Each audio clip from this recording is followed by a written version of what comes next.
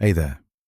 Tonight we're travelling back to the frozen shores of 9th century Scandinavia, back to a time when your breath formed ice crystals in the air, when the sea could kill you in minutes, and when half the men in your village wouldn't see their 40th winter.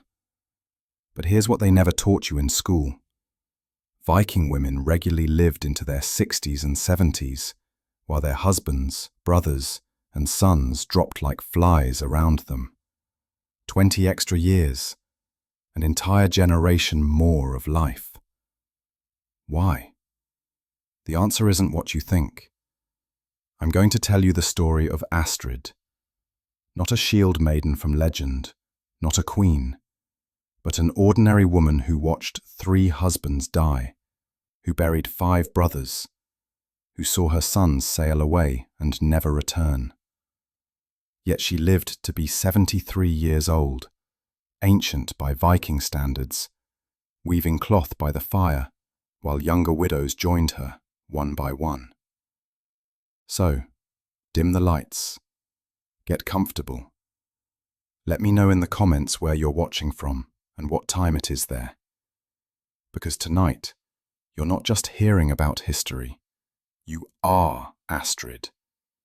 You'll live her life, feel her losses, and discover why simply being a woman in the Viking Age was the greatest survival advantage you could have. This is going to be a long journey through 45 chapters of her life. We'll move slowly, deliberately, through the mundane details that killed men and spared women. Ready? Let's begin. You are 7 years old, and your name is Astrid. You live in a longhouse that smells of smoke, fish, and wet wool. Your mother is pregnant again, the 4th time you can remember. You have 3 older brothers, Bjorn, Erik, and Halvard. Your father, Gunnar, is preparing for a raid. This morning you watch your brothers practice with wooden swords in the yard. Bjorn, the oldest at 14, will join your father on the ships this summer. Your mother doesn't say much about it, but you've noticed her hands shake when she grinds the barley. Your job is to help your mother with the endless textile work, spinning, always spinning. The wool smells like sheep and lanolin, and your fingers hurt from twisting the drop spindle for hours. Your brothers get to run and fight. You sit and spin. Your mother tells you that spinning is women's work, sacred to the goddess Frigg. You don't care about goddesses. You want to play. But here's what you don't know yet. Those wooden swords your brothers swing will become real iron blades. That ship your father is preparing will sink in 3 years, taking him and Bjorn with it. Erik will die from an infected wound at 21. Halvard will freeze to death on a winter raid at 18. And you? You'll spin thread. You'll weave cloth. You'll stay alive. The statistics are brutal and simple. 70% of Viking men who went on raids never reached 40. Women who stayed home? Most made it past 50. Your mother knows this, even if she never says it aloud. Tonight, you fall asleep to the sound of your brother's laughter, not knowing that their laughter has an expiration date. You are 9 now. Your father is dead, so is Bjorn. Their ship encountered a storm off the Frisian coast and only 3 men from your village made it back. Your mother received Gunnar's arm ring and his eating knife. That's all. Your mother is not the only widow. 4 other women lost husbands in that same storm. They come to your longhouse now, sitting in a circle, spinning wool together. Their hands never stop moving. Spin, twist, drop. Spin, twist, drop. They don't cry much anymore. You learn something important. Widows survive. Your mother takes over your father's land. She barters wool cloth for barley. She negotiates with the Jarl for protection. Women can own property in your world, and your mother is shrewd. Erik is 12 now, already talking about raids. Your mother's face goes hard when he speaks of ships and glory. She says nothing, just spins faster. You help with everything now. Milking the goats, collecting eggs, weeding the small barley field, and always spinning. Your fingers are permanently stained with lanolin and plant dyes, blue from woad, red from madder root, yellow from tansy flowers. The truth they don't tell you: Viking raids had a mortality rate of nearly 40%. Almost half the men who sailed away never came home. Storm, disease, battle, drowning. It didn't matter how strong you were. The sea and the sword cared nothing for muscles. Your mother is 31. She looks 50, but she's alive, managing her household, raising her children. The widow's life is hard, but it's a life. That's more than your father got. Tonight you dream of your father's face, but you're already forgetting what he looked like. You are 12, and your body is changing. Your mother gives you the talk about blood, about childbirth, about becoming a woman. She's practical about it, no mysticism, just facts. Women bleed. Women bear children. Women die doing it, sometimes. But here's the statistic she doesn't share. 20% of Viking women died in childbirth. 1 in 5. Those are terrible odds, yes, but compare them to men's odds. 70% of raiders dead before 40. 50% of farmers dead from injury or disease before 45. Even staying home, men died from infected wounds, from tree felling accidents, from barn fires, from drowning while fishing. Your odds as a woman: if you survive childbirth, and most do, you'll likely outlive every man you know. Eric is 15 now. He's been on 2 short coastal raids. He came back with a silver arm ring and a cut on his shoulder that festered for weeks. Your mother cleaned it with heated honey and wrapped it in clean linen. He survived, but the scar is ugly and puckered. Halvard is 13, desperate to join his brother. Your mother forbids it. They fight about it constantly. You learn to weave on the upright loom. It's meditative, rhythmic. Pass the shuttle, beat the weft. Pass the shuttle, beat the weft. Hours disappear into the growing cloth. Your mother says you have good hands for it. The other girls your age giggle about boys, about marriage. You watch the young men showing off, wrestling, boasting about future raids. You notice which ones have all their fingers. Not many. Farming accidents took fingers, toes, sometimes whole hands. Infections followed. Men died from the smallest cuts. Tonight, you bleed for the first time.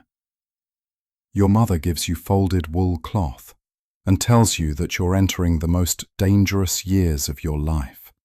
But you'll probably survive them. Most women do. You are 15, and men are looking at you differently now. Your mother notices. She starts talking about marriage arrangements. You have no romantic illusions. Marriage is an economic transaction, a political alliance, a survival strategy. There's a young man named Olaf from the next valley, 22 years old, already been on 4 raids, has both eyes and all his fingers. That makes him a catch. His father owns 3 times the land your mother has. The families negotiate. What nobody says aloud: Olaf is shopping for a wife because his first wife died. Childbirth. The baby died too. He needs heirs, needs someone to manage his household while he's away raiding. He needs a woman who can weave, who can manage thralls, who can keep him alive through the winter. Your mother examines him like livestock. Teeth, good. Scars, not too many. Limping, no. Cough, no. Eyes, clear. He'll clear. He'll do. You meet him twice before the wedding is arranged. He's not cruel, not stupid. He speaks adequately. That's enough. Romance is for saga tales, not real life. Meanwhile, Eric has been on his 4th raid. He's 17, covered in silver, full of stories about killing Franks. He's also developing a persistent cough that worries your mother. Ship lung, some call it, from sleeping in damp conditions, from breathing sea spray for weeks. Halvard is 15, finally allowed to go on his first raid next spring. He's ecstatic. Your mother is resigned. The pattern is becoming clear to you now. Men leave. Women wait. Men die. Women survive. Men seek glory. Women seek continuity. Tonight, you're fitted for your bridal dress. Red wool. Expensive. Your mother has woven the cloth herself over 2 years. You'll wear it once, then pack it away for your daughter someday. If you survive childbirth. 1 in 5 don't. You are 16, married to Olaf for 3 months, and pregnant. Your mother warned you it would happen quickly. She was right. You live in Olaf's longhouse now, much larger than your mother's. There are 4 thralls, 3 women and 1 man, to help with the work. You manage them. It's your job to organize the household, preserve food for winter, oversee textile production, manage the dairy. Olaf left on a raid 2 weeks after your wedding. He'll be gone for 3 months, maybe 4, maybe forever. This is your life now. Waiting. Managing. Surviving. Your belly grows. You're terrified, but you don't show it. Fear is useless. You've seen childbirth. You've heard the screaming. You know the statistics, even if nobody speaks them. 1 in 5 women die. But 4 in 5 live. Those are better odds than Olaf faces on his ship. You keep the household running. The thrall women are older, experienced. They teach you things your mother didn't have time for. How to make rennet for cheese. How to identify when barley is perfectly malted for brewing. How to smoke fish so it lasts through winter. Back home, Eric's cough has worsened. Your mother sends word. He's fevered, coughing blood. Ship lung turned to something worse. He's 18 years old and dying. Halvard is on his first raid. No word yet if he's alive or dead. Your husband is somewhere in Francia, fighting or trading or drinking. You don't know which. And you? You're weaving cloth, managing thralls, growing a baby, and calculating survival odds in your head. The reality of Viking life. Women controlled the household economy, managed property, made decisions. When men were gone, and men were always gone, women ran everything. The power was real, even if saga tales rarely mentioned it. Tonight you feel the baby kick for the first time. 4 months along. 5 more to go. 1 in 5 odds of dying. 4 in 5 of living. You'll take those odds. You are 17 and you have survived childbirth. Your son is 2 weeks old. You named him Gunnar after your father. The birth took 16 hours. You screamed until your voice broke. The midwife and thrall women held you down, fed you honey water, told you to push. You tore, you bled. You thought you would die. But you didn't. 4 in 5 women survive. You were one of the 4. Little Gunnar is healthy, hungry, loud. You're exhausted. Breastfeeding hurts. Your body feels destroyed. Nobody told you recovery would be like this. The bleeding that continues for weeks. The pain when you walk. The overwhelming exhaustion. But you're alive. That's more than can be said for your brother Eric. Word came 3 weeks ago. He died of fever and lung sickness, never even making it on his 5th raid. 18 years old. Your mother buried him next to your father and Bjorn. 3/4 of her children are dead. Only you and Halvard remain. And Halvard? Still no word from his first raid. It's been 5 months. Ship should have returned by now. Olaf came back, though. He returned 2 weeks before the birth, bearing silver and Frankish glass beads for you. He lost 2 toes to frostbite over the winter, but he's alive. He looked at you, hugely pregnant, with satisfaction. An heir on the way. Property secured. Now he holds his son awkwardly, like the baby might break. Men don't raise infants.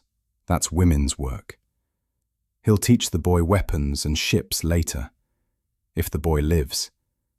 If Olaf lives. Infant mortality. 1 in 3 children died before age 5. Mostly from disease, from accidents, from simple bad luck. The math of survival is everywhere you look. Dead fathers, dead brothers, dead babies. But you survived childbirth. Your son lives. For now, that's victory enough. Tonight, you feed your son and count the dead in your mind. It's becoming a habit. You are 19, and your son Gunnar is 2 years old. He walks, he talks, he's into everything. He'll probably survive now. The dangerous years, birth to 5, are half over, and he's healthy. You're pregnant again. 6 months along. Your body barely recovered from the first birth before Olaf came back from another raid and put another baby in you. This is how it works. Men raid, come home, impregnate wives, leave again. The statistics would horrify you if you knew them clearly. The average Viking woman who survived to adulthood gave birth 6 to 8 times. 1 or 2 died in childbirth with her. 2 or 3 babies died in infancy.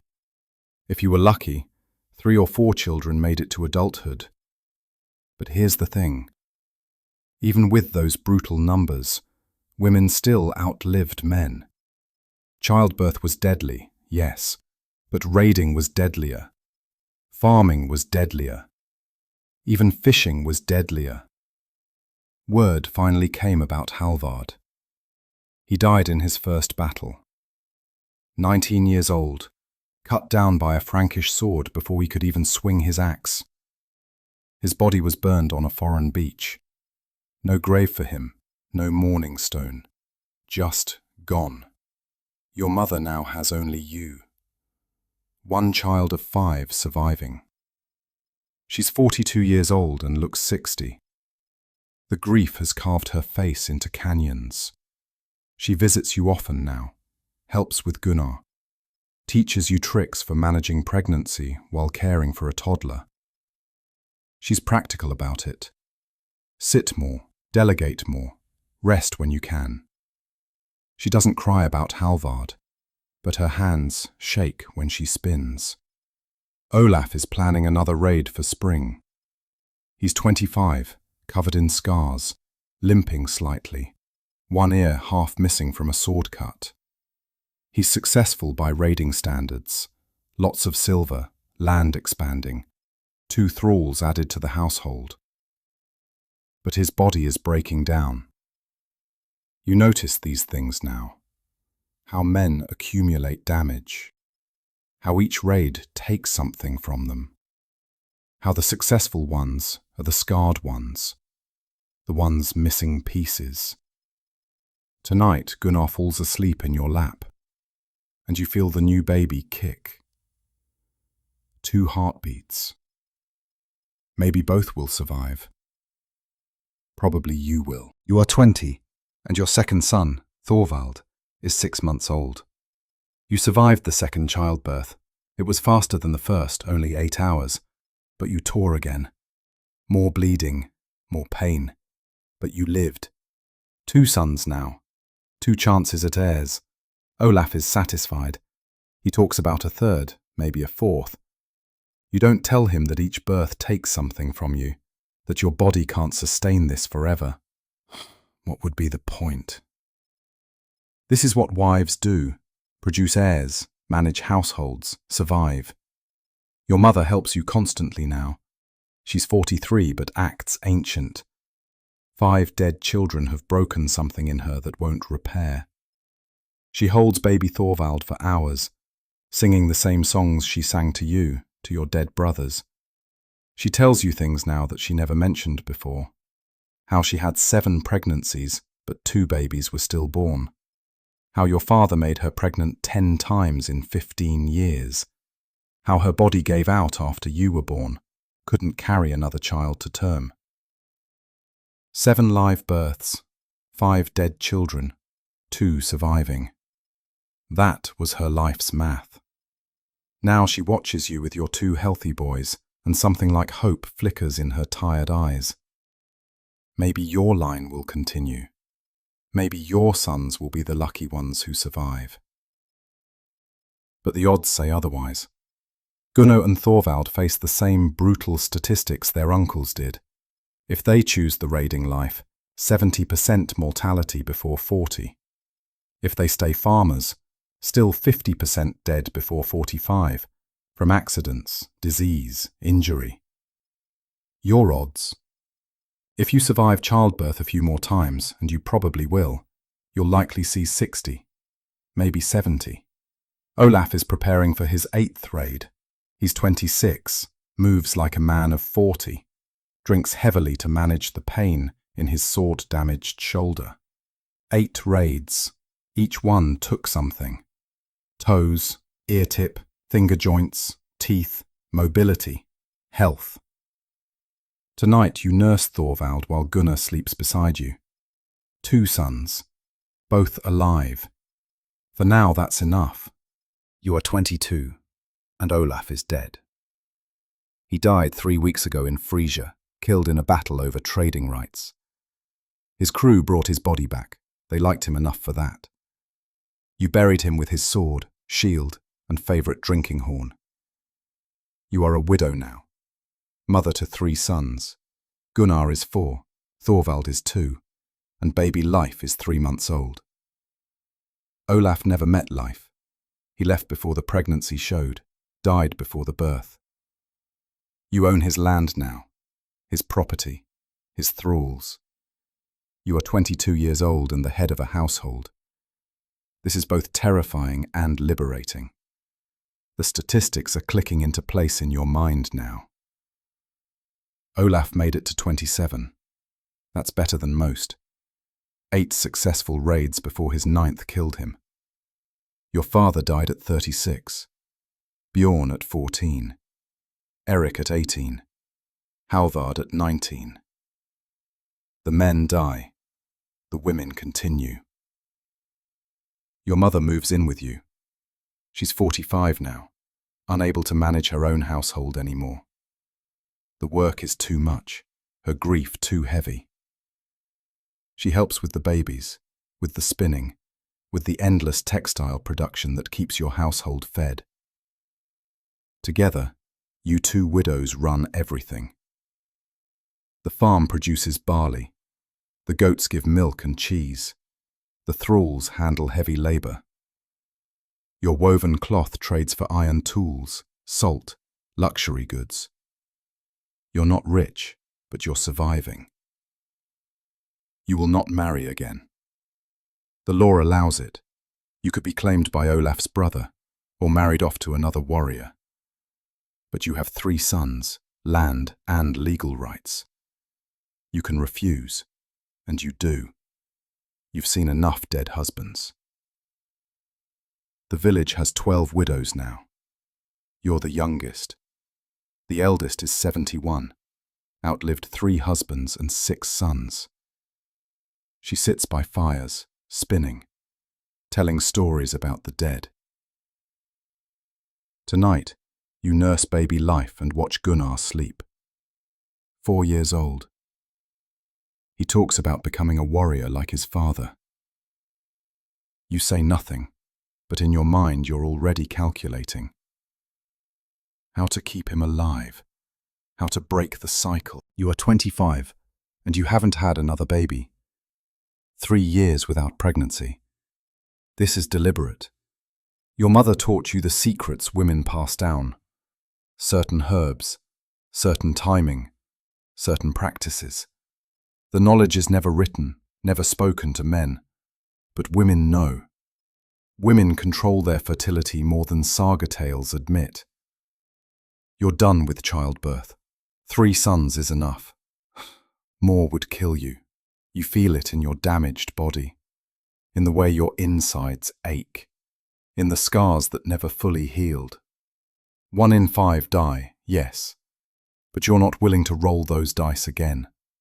Your sons are 7, 5, and 3 now, all healthy, all surviving past the dangerous infant years. Gunnar is sharp and quick. Torvald is gentle and thoughtful.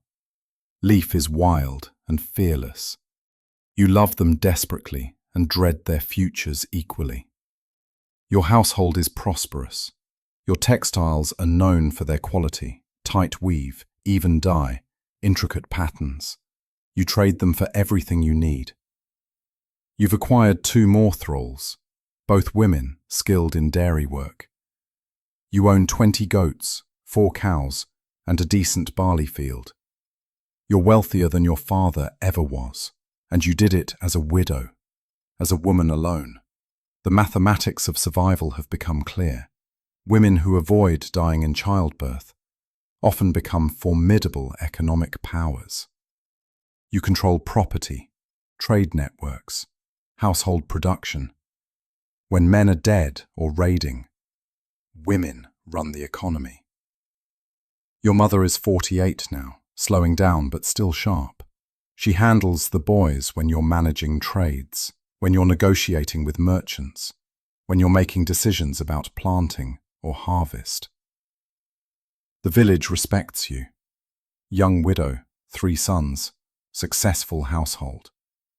You've proven yourself, but at night you lie alone in the wide bed where Olaf died 3 years ago, and you wonder, is this it? 30 more years of this, 40. You could live to 70, like the eldest widow. So much time to survive. That's the strange truth. Surviving is the easy part. Living with survival is harder. You are 28, and your mother is dying. She's 51 years old by Viking standards, and a fever has taken hold that won't release her. You sit beside her bed, wiping her forehead with cool water. She's delirious, calling out names of dead children. Bjorn, Eric, Halvard. Sometimes your father's name. She's spent 30 years mourning, and now she's joining them. The fever came from nowhere. 3 days ago she was fine, spinning wool, telling stories to the boys. Then chills. Then burning skin. Then confusion. There's nothing you can do. Fever either breaks or it doesn't. Medicine is guesswork. Herbs, prayers, hope. Your sons are 10, 8, and 6 now. They whisper in corners, confused by death happening slowly instead of in battle. Gunnar asks intelligent questions about disease. Thorvald cries quietly. Leif pretends nothing is wrong. Your mother dies on the 4th day of fever. 51 years old. She outlived her husband by 15 years, outlived 4 of her 5 children. You're the only one left of her bloodline, the sole survivor of her 7 births. You burn her body on a pyre, as is custom. The village gathers. 12 other widows stand in a row, watching one of their own disappear into smoke. You're not the youngest widow anymore. 3 newer ones have joined the ranks. Husbands dead in raids. Husbands dead from accidents. Husbands dead from disease. The pattern continues, eternal and unchanging. Your mother's last coherent words to you. You'll live to be old. You're too stubborn to die young. She was right, probably. You can feel it in your bones. You'll survive decades more. The question is whether you'll want to. Tonight, you sit alone in the longhouse that feels too empty. Your sons sleep. The thralls sleep. You're the matriarch now, the eldest woman of your bloodline. 50 more years of this, maybe. That's the blessing and curse of being a Viking woman who survives childbirth. You are 31 and Gunnar is 13. He's asking about raids. You knew this was coming. Every boy asks eventually. The sea calls to them, the promise of silver and glory, the chance to prove themselves men. Your father felt it, your brothers felt it, your husband felt it. Now your son feels it. You tell him no, not yet. Wait until 15, at least. Learn farming first, trading, practical skills. He argues, other boys his age are already training seriously with weapons. You stand firm, but you know you can't stop him forever. Boys become men. Men seek violence. It's the pattern, endless and brutal. The statistics haunt you. 70% of raiders never reach 40. Gunnar is your firstborn, your brightest, your best chance at grandsons who might survive. And he wants to throw himself into the same meat grinder that took his father, his uncles, his grandfather. You're running a thriving household now. 10 thralls, 30 goats, good land, respected reputation. You trade with merchants from as far as Byzantium. Your textiles are prized. You've accumulated wealth that would make your father weep with envy. And all of it is fragile, dependent on your sons surviving to adulthood. Thorvald, now 11, shows no interest in raiding. He loves animals, loves the farm, loves the steady work of growing things.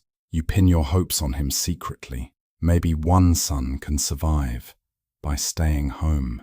Leif is 9 and wild as ever. He fights constantly, picks battles with boys twice his size, comes home bloody and grinning. He'll be worse than Gunnar when his time comes. You make a decision. You'll use your wealth to delay Gunnar's raiding as long as possible. You'll pay for his training with the best warriors, yes. But you'll also teach him trading, negotiation, languages. Maybe you can steer him toward merchant raiding instead of pure violence. Merchant raiders die less, not much less, but every percentage point matters. Tonight, Gunnar polishes a sword you commissioned for him. Real iron, good balance. You watch him and see your father, your brothers, your husband, all dead before 35. Please, you think. Please let the odds favor him. You are 34, and your household has expanded again. You've taken in 2 more widows, young ones, 20 and 23, both with small children. Their husbands died in the same raid 6 months ago. Your longhouse is now a community of women and children. 15 thralls, 3 widows besides yourself, 8 children total. The men are ghosts, dead fathers, absent uncles, remembered grandfathers. This is how Viking society actually functions, though the saga tales never mention it. Women clustering together for survival, pooling resources, raising children collectively, managing the economy while men chase death overseas. Gunnar is 16 now. You lost the battle. He went on his first raid last summer, just a short coastal trip, trading and light raiding in Frisia. He came back alive, thank the gods, with a small silver arm ring and a shallow cut across his ribs that healed cleanly. 1 raid survived, dozens more to come. Thorvald is 14 and has declared he won't raid. He wants to stay, to farm, to breed better animals. You could weep with relief, but you don't show it. One son who might live past 40. That's more than most mothers get. Leif is 12 and counting days until he can join Gunnar. He worships his older brother, practices constantly, picks fights to gain experience. You see your brother Halvard in him, the same desperate need to prove himself, the same rush toward violence. The young widows look to you for guidance. You teach them what your mother taught you: how to negotiate, how to manage thralls, how to control fertility, how to trade, how to survive. They're terrified, overwhelmed, but they're learning. One of them asks you, "Does it get easier?" You consider lying, but what's the point? "No," you tell her, "but you get stronger." The mathematics are clear now. Your household has 18 people. 3 are adult men, thralls. 15 are women and children. This ratio, this overwhelming predominance of women, is normal. Men die. Women continue. Tonight you sit with the other widows, spinning wool in the firelight. You are 37, and Gunnar has been on 4 raids. He's 19 now, covered in scars, walking with a slight limp from a spear wound that didn't heal quite right. He's alive, though. 4 raids survived. The odds are still in his favor. Barely. Leif went on his first raid this summer at 15. He came back missing 2 fingers on his left hand, axe accident during a skirmish. He's proud of the injury, shows it off like a trophy. You want to scream at his stupidity. But what good would it do? 2 sons raiding, 1 son farming. Those are your odds now. Torvald is 17, managing most of the farm work himself. He's good at it, patient and thorough. He's also courting a girl from the next valley, Inga, daughter of a wealthy farmer. No warriors in her family. They all died a generation ago. Her father wants Torvald precisely because he's not a raider. You approve the match. Finally, something going right. Your household continues to be a haven for widows. 5 now, plus their children. 18 people living under your roof, or in the new building you constructed nearby. You're running a small village at this point. The economics work. More hands for textile production, more dairy workers, more labor for harvest. You trade surplus for luxury goods, for iron tools, for status items. You're wealthy, truly wealthy, and it's all built on women's work, while men die overseas.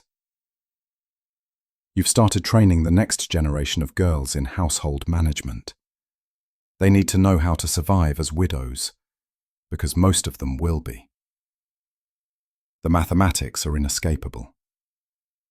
One of the older thralls, a woman named Gudrun who's been with you 15 years, dies of old age. She's 58. She outlived her original master, his son, and 2 wives.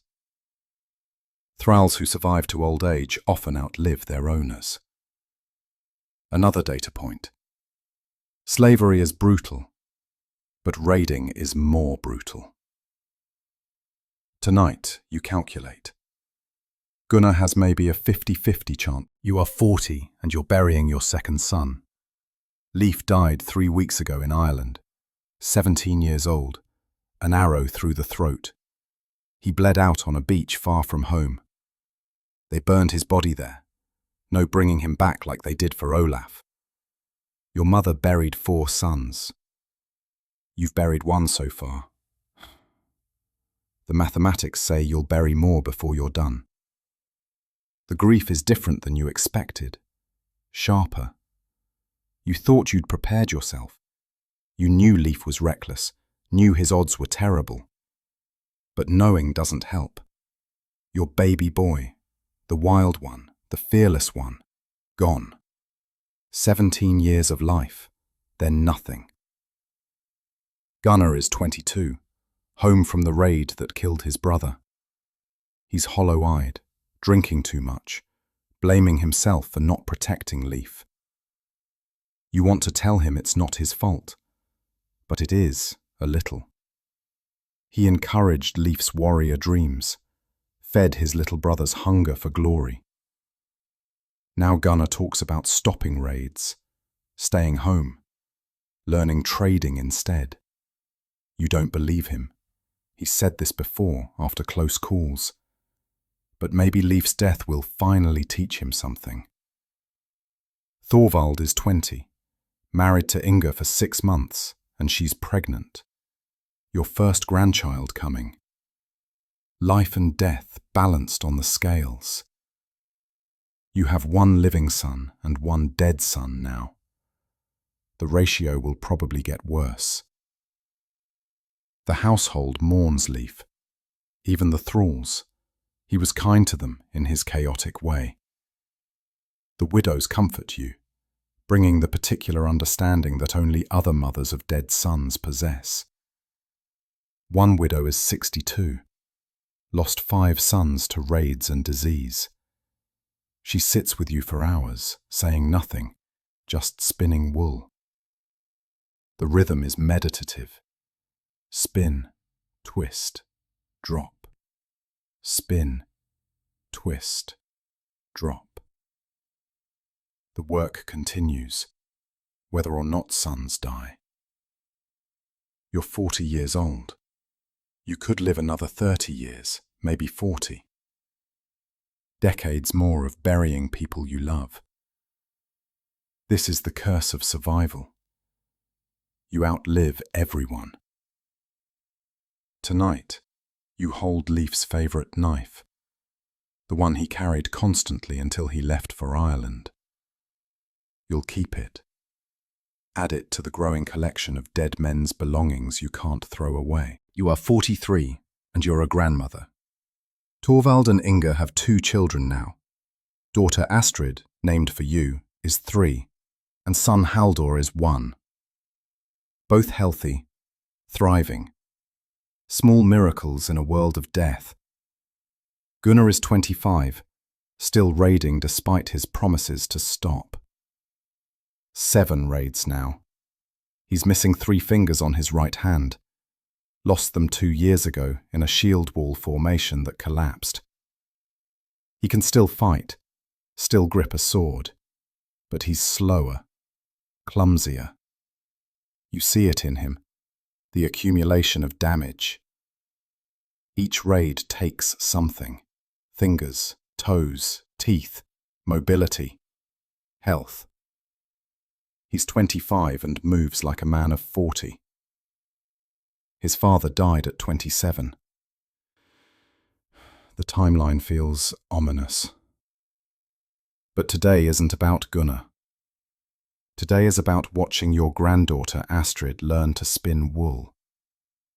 She's 3 years old, chubby hands struggling with the child-sized drop spindle you made her. Inga guides her fingers patiently. This is continuity. This is why women survive. To teach the next generation, to pass down knowledge, to maintain the skills that keep households running. Little Astrid will probably grow up to be a widow too. She'll probably bury husbands and sons. But she'll survive it, because you're teaching her how. The household has grown again. 7 widows now.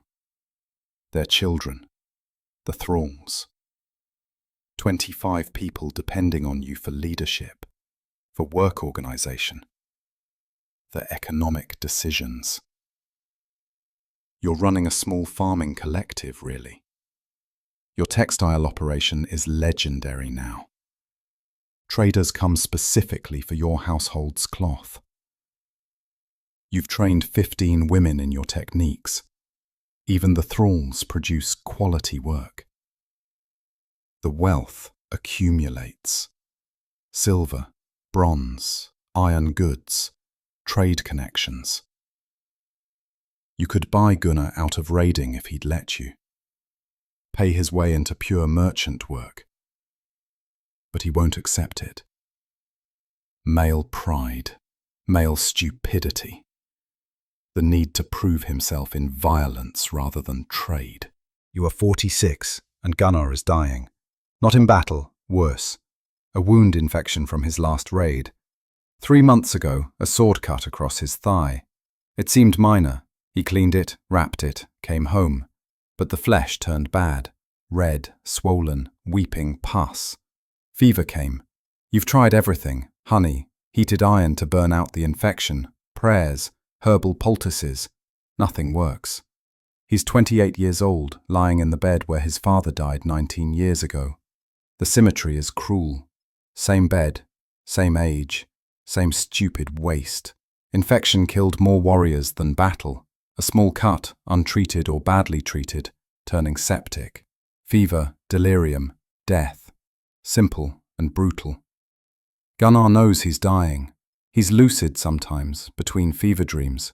He apologizes for not staying home, for not listening, for wasting his life on raids.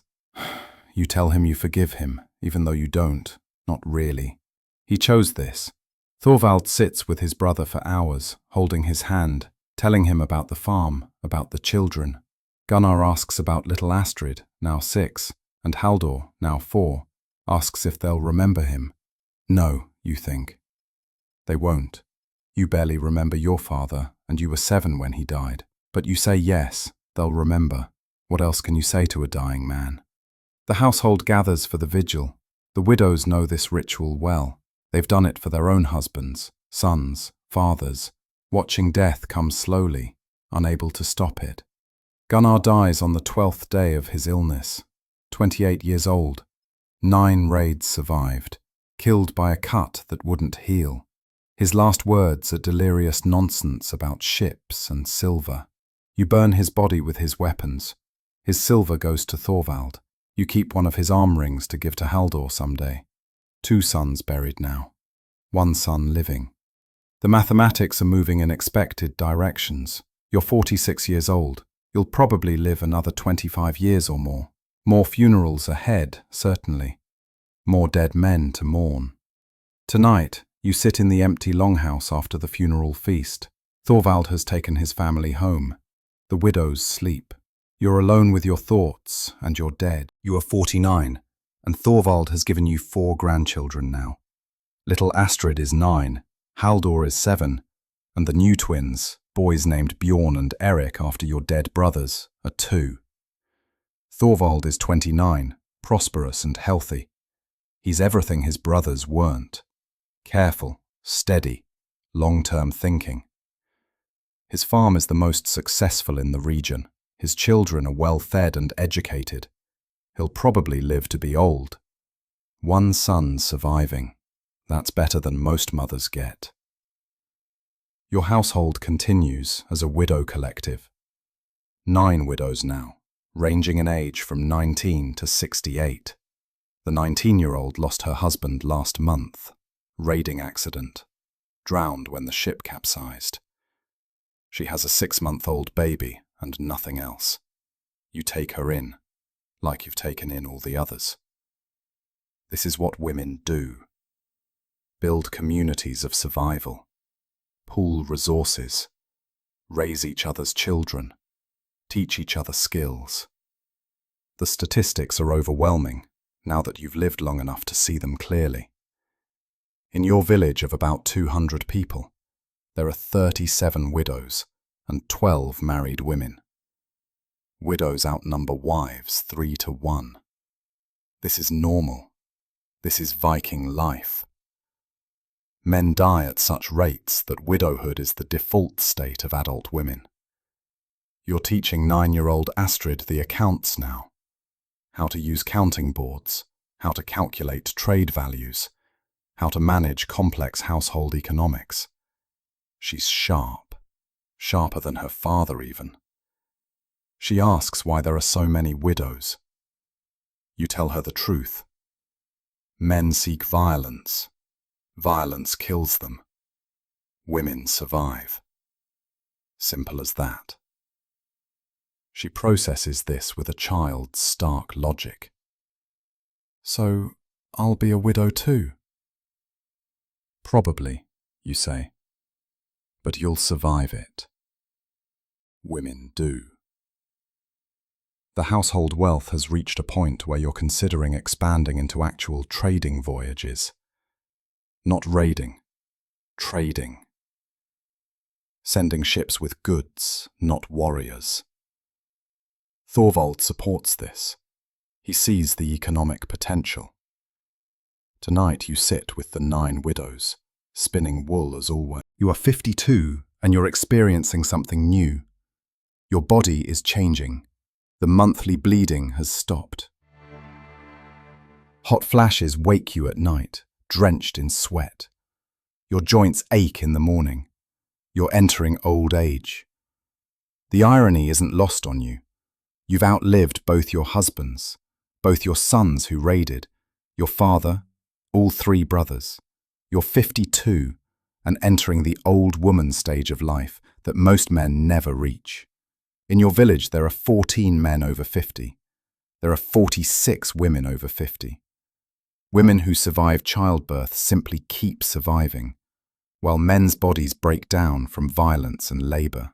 You're wealthy now, genuinely wealthy. Your trading operation is successful, your textile production legendary, your farm holdings extensive through various strategic acquisitions. You employ 30 people. You're a significant economic power. Thorvald is 32, his farm thriving, his 5 children healthy. Inga is pregnant again with their 6th. She jokes that she's trying to replace all the dead men in the family single-handedly. Dark humor, but you appreciate it. Little Astrid is 12 now, and she's brilliant. You're training her to take over the household eventually. She grasps economics intuitively, negotiates with adult merchants without fear, manages the accounts better than you did at twice her age. The youngest widow in your household is 23, lost her husband to a shipwreck last year. She's pregnant. The baby will never know its father. Another fatherless child for the collective to raise. This is how society actually functions. Women-centered households raising children collectively, with men as transient presences who provide silver and semen before dying young. You've started recording things, scratching runes into wood, keeping track of trades, marriages, births, deaths, creating records. It's unusual for someone like you. Usually only jarls and wealthy men keep records. But you want to document this. The reality of women's survival, the economics of widowhood, the truth behind the saga tales. Tonight, you sit with your records and calculate. In your lifetime, you've personally known 83 men who died before age 40. You've known 6 women who died in childbirth. You are 55 and you're a great-grandmother. 12-year-old Astrid, named for you, just gave birth to a daughter at 15. Married at 13 to a 20-year-old farmer from the coast, pregnant at 14, mother at 15. The cycle continues. The girl is terrified, exhausted, lucky to have survived. You sit with her, remembering your own first birth at 17. The pain, the fear, the relief at survival. Her husband is home from his first raid, 22 now, missing half an ear, boasting about his silver. Young Astrid looks at him with resigned eyes that seem ancient in her young face. She already knows. He'll die. She'll survive. She'll raise this baby and the others that follow. You're teaching her everything now. How to manage a household, how to control fertility after this first baby, how to trade, how to survive widowhood. She's 15, with an old woman's knowledge already. Thorvald is 35, 6 children grown or growing. His eldest son, Haldor, is 17, and, thankfully, showing no interest in raiding. He loves farming, loves the animals, wants to build on his father's success. 2 generations of men who chose life over glory. It's working. Your household collective has reached its peak. 12 widows, 23 children at various ages, 35 thralls. 70 people in your complex of buildings. You're running a small town. The economics are staggering. Your textile operation employs 40 people. Your trading ships, merchants, not raiders, travel to Byzantium, Britain, Francia. You own partial shares in fishing boats, salt works, iron mines. You're possibly the wealthiest woman in 3 valleys. And you built it all as a widow. You and the other widows working together, pooling resources, creating economic power that rivals jarls. The younger generation of men notice. Some respect it, others resent it. Women having power, making decisions, controlling wealth. Too bad. The women earned it by surviving. Tonight, you hold your great-granddaughter, another Astrid, 4th generation, and calculate timelines. You're 55. This baby might live to be 60 if she's lucky. That means she could see the year 1030, or beyond. You could die and she could live another 55 years after that. Time stretches, survival stretches. Women's lives are long arcs across decades, while men's lives are bright, brief sparks. You are 58, and your body is failing in small ways. Your knees ache constantly. Your hands cramp from the arthritis. You can't see fine details anymore. The textile work is harder now. You walk with a stick. But you're alive. That's more than 90% of the men you've known can say. Thorvald is 38, still healthy, still prosperous. His children are growing well. Haldor, now 20, has married and has his first child on the way. The peaceful generations continue. Young Astrid is 18 now, with 3 children. Her husband died in his 3rd raid last year. 25 years old, drowned when his ship sank in a storm. She's a widow now, just like you predicted. She moved into your household complex with her children, joining the collective. You teach her what you taught yourself, how to be a young widow, how to manage property, how to survive. She's learning quickly, the old soul in her young body fully emerged now.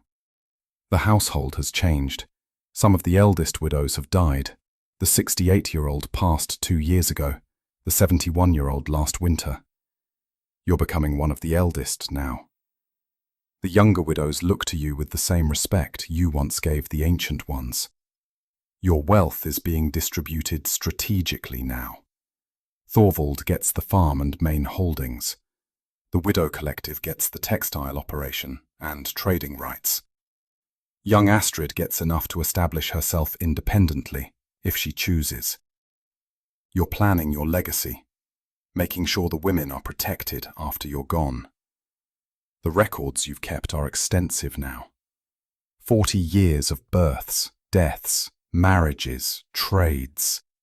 You've documented 127 men who died before 40.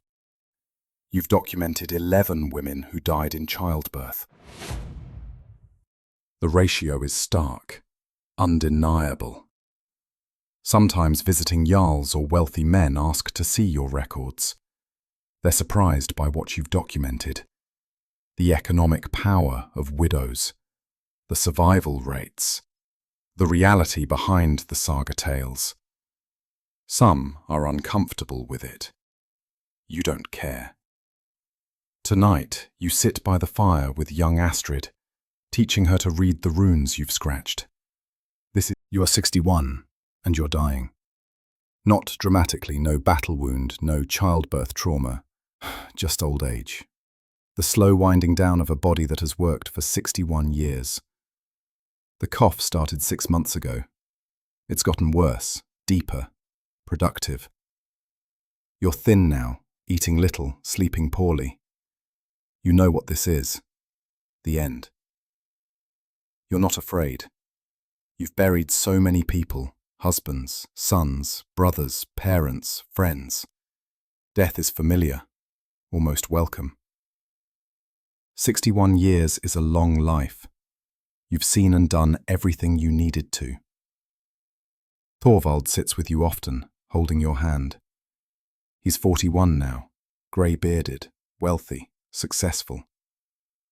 One son who survived. You're proud of him. He chose life over glory, wisdom over violence. His children are thriving, his grandchildren healthy. Young Astrid, now 21, manages much of the household. 3 children, widowed at 17, thriving now as a trader and household manager. You taught her well. She'll be fine. The Widow Collective continues without you. 8 widows, ranging from 25 to 60, managing the complex you built. They don't need you anymore. The system runs itself. Your great-great-granddaughter, now 5 years old, sits with you sometimes, asking questions about the old days. You tell her about your father, your brothers, your sons, all dead before their time. You tell her about survival, about women's work, about outliving men.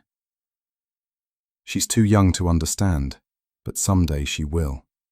When she's a widow herself, managing her own household, raising fatherless children, she'll remember these talks. You're making final arrangements. The records go to young Astrid, 43 years of documentation. The wealth is distributed according to your wishes. The thralls you've trained will be freed or sold to kind households. Everything is ordered. Tonight, Thorvald brings his whole family to sit with you. 6 children, 4 grandchildren, all crowding into your room. Life surrounding death. The cycle continues, whether you're part of it or not. You are dying, and you have time to think. Between coughing fits and moments of sleep, you review your 61 years. You married at 16, gave birth 3 times by 21, widowed at 22, raised 3 sons alone, buried 2 of them before they reached 30, watched 1 son survive by choosing peace. You built a household empire, started with nothing but widows' rights and determination, ended with wealth, power, property, influence, employed 70 people at the peak, traded across known world, kept records, documented truth. You outlived everyone who came before you, and most who came during. 2 husbands, both dead decades before you. 2 sons, dead 30+ years. Parents, siblings, friends, all dead. You're the last one standing from your generation, but that's normal for Viking women who survive childbirth. You're not special, you're typical. The mathematics were always clear. Men died at 70% before 40 if they raided, 50% before 45 if they didn't. Women who survived childbirth, most made it past 50, many to 60, some to 70 or beyond. You made it to 61. That's 20 to 30 years longer than the men. That's the answer to the question, why did Viking women outlive men by 20 years? Because men sought violence and women sought survival. Because raiding killed at higher rates than childbirth, and farming killed higher than household work. Because women built communities, and men built pyres. Because the saga tales celebrated death and ignored the women who lived. You cough again, harder. Thorvald is there with water. Good son, peaceful son, surviving son. Young Astrid enters with the records. 43 years of documentation. She's been reading them, understanding them. She'll continue recording, documenting the truth behind the tales. You gesture for her to come close. Your voice is weak now, each word an effort. Keep recording, you whisper. Document the truth. How many men die young? How many women survive? The real numbers, the real story. She nods, tears on her cheeks. I will. Good. The knowledge will continue. The pattern will be documented. Future women will know. You close your eyes, tired, so tired. 61 years of work, of survival, of outliving. Enough. Astrid, the elder, the first, your namesake ancestor, is dead. But the story doesn't end. It never ends. Women continue. Young Astrid is 21 now, and she's the new matriarch. 3 children, widowed young, managing the household complex that her great-great-grandmother built. The records are hers now. 43 years of documentation, plus the years she'll add. She stands at the funeral pyre, watching the old woman burn. 61 years of life going up in smoke. The village has gathered. Everyone respects the woman who built an empire through survival. Thorvald speaks the eulogy. He talks about his mother's strength, her business acumen, her survival skills. He talks about how she outlived everyone, built wealth from nothing, created community from grief. He doesn't talk about the real lesson, but young Astrid knows it. Women survive by building, while men die seeking glory. The pyre burns hot. The old woman's body, already skeletal, disappears quickly into flame and smoke. Ashes to ashes. But her legacy remains in the buildings, the businesses, the community she built. Young Astrid touches the stack of records she carries. 43 years of death statistics, trade deals, births, marriages, the truth documented in runes.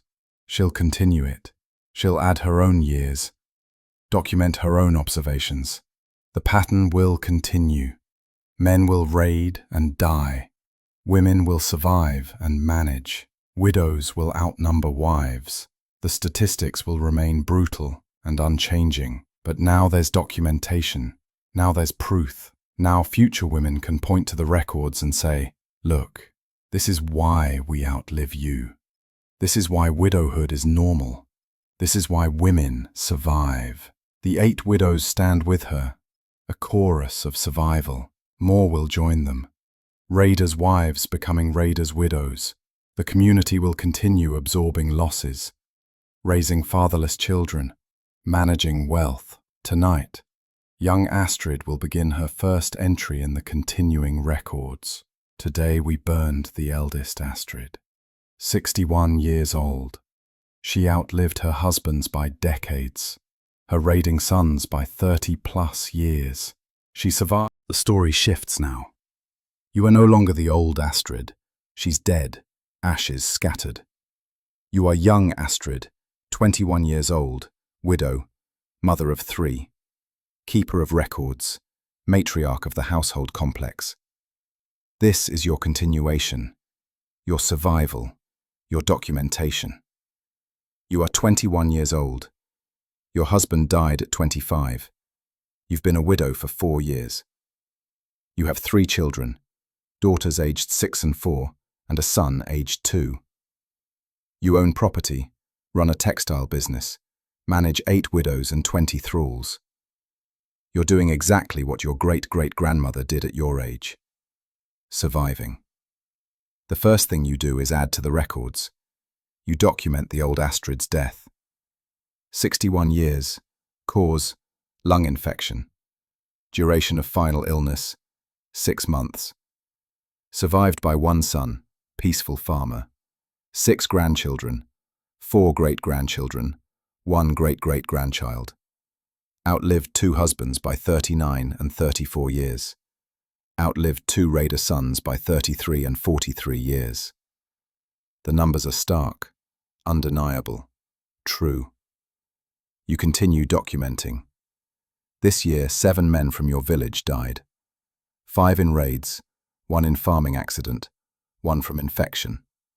2 women died, both in childbirth. The ratio continues. Men die at higher rates from violence, women die from reproduction. But more women survive childbirth than men survive violence. Thorvald visits often.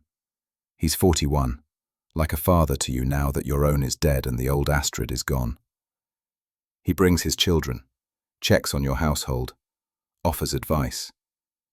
He's proof that men can survive. by choosing peace over glory. His son Haldor, 21 like you, has just had his first child. Peaceful farmer, married young, building family. Third generation of survival. You note it in the records. Haldor, son of Thorvald, son of Gunnar, raider, died age 28, infected wound. Pattern broken by choosing peace. The widow community looks to you for leadership now. You're the youngest matriarch in memory, but you carry the old Astrid's knowledge. You know how to trade, how to manage, how to survive. Tonight, you sit with your 6-year-old daughter, teaching her to spin, the same way the old Astrid taught you, the same way her mother taught her. The knowledge passes down through women, generation after generation. Your daughter asks, "Will I be a widow like you, Mama?" You consider lying. But the records don't lie. The statistics don't lie. Probably, you say, but you'll survive it. We always do. You are 24, and your 2-year-old son has become a 5-year-old boy. Your daughters are 9 and 7. You're managing the household complex that continues growing. 10 widows now, 25 thralls, expanding trade operations. The records continue. 3 more years of documentation. 21 men dead in your village. Population still around 200.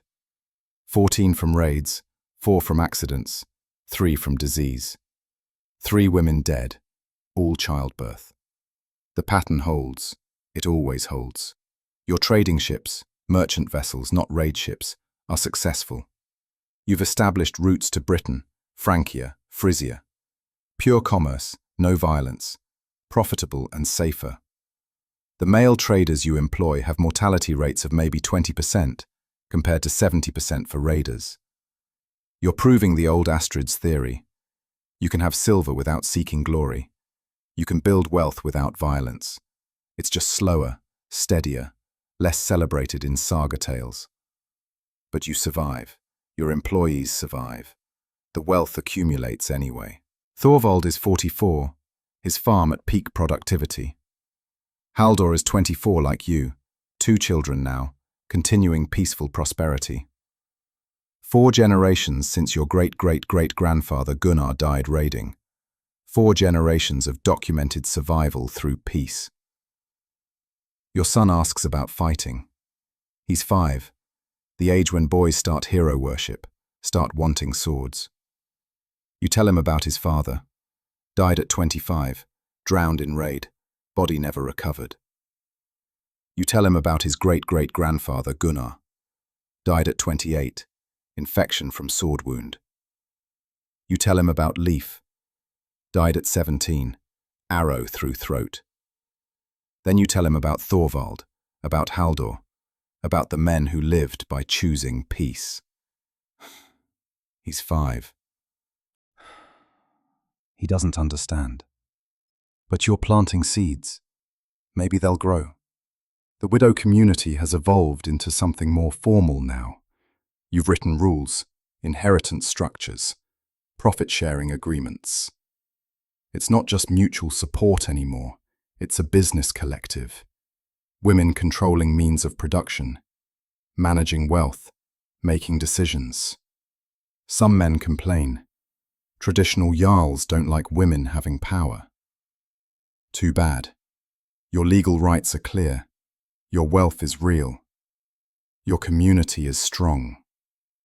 Tonight, you add to the records. Year 3 of my documentation. 21 men dead. 3 women dead.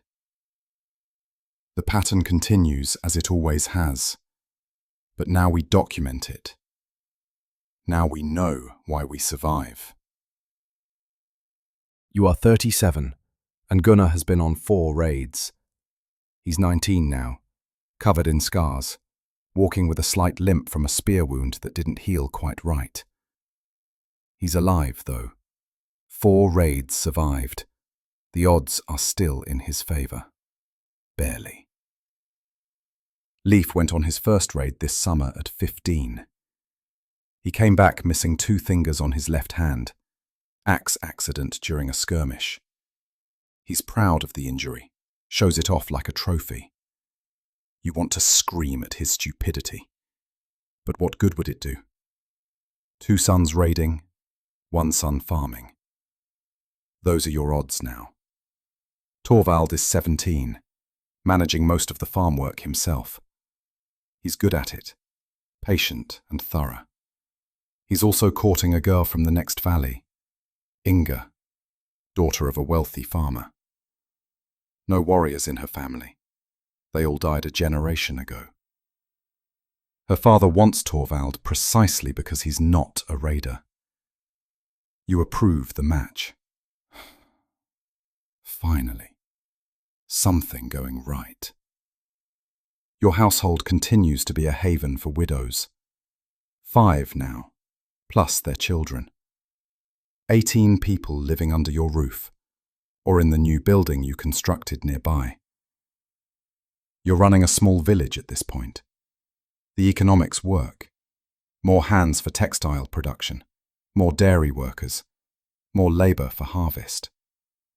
You trade surplus for luxury goods, for iron tools, for status items. You're wealthy, truly wealthy, and it's all built on women's work, while men die overseas. You've started training the next generation of girls in household management. They need to know how to survive as widows, because most of them will be. The mathematics are inescapable. One of the older thralls, a woman named Gudrun who's been with you 15 years, dies of old age. She's 58. She outlived her original master, his son, and 2 wives. Thralls who survive to old age often outlive their owners. Another data point. Slavery is brutal, but raiding is more brutal. Tonight, you calculate. Gunnar has maybe a 50-50 chance. Torvald is 47, Haldor is 27 with 4 children. 5 generations since Gunnar the Raider died. 5 generations of documented survival through choosing peace over glory. Tonight, you update the records. Year 6 of my documentation. Men continue dying at rates 7 times higher than women. Wealth accumulation through peace proves more successful than wealth through raiding. But culture still celebrates death over survival. Still teaching boys to seek glory, girls to survive men's absence. The contradiction remains unsolved. You are 30, and your son is 11. The age when boys start training seriously for violence. You're running out of time to keep him peaceful. The cultural pressure is immense. Every other boy his age is training with weapons, learning shield wall formations, dreaming of raids. Your son is isolated, mocked, called coward by peers. He comes to you crying, begging for real weapons training. "The other boys say I'm not a real man," he sobs. "They say our family is rich because you're a woman doing man's work." They say I'm weak. You want to scream at the unfairness. You've kept him alive. 11 years without injury, disease, violence. You've given him wealth, education, skills, and society calls it weakness. You compromise.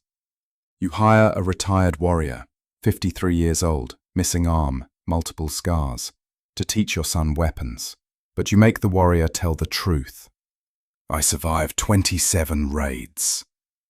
I lost 43 friends. I lost my arm. I lost my youth. Now I live on a widow's charity teaching boys to die like I nearly did. Think hard about what glory costs." Your son is 11. He doesn't understand. He sees the scars as marks of honor, not marks of damage. The Widow Collective is 14 women now. You've formalized everything. Written contracts, inheritance rules, profit-sharing structures, voting procedures. It's essentially a corporation run by widows. Your wealth rivals Jarl's now.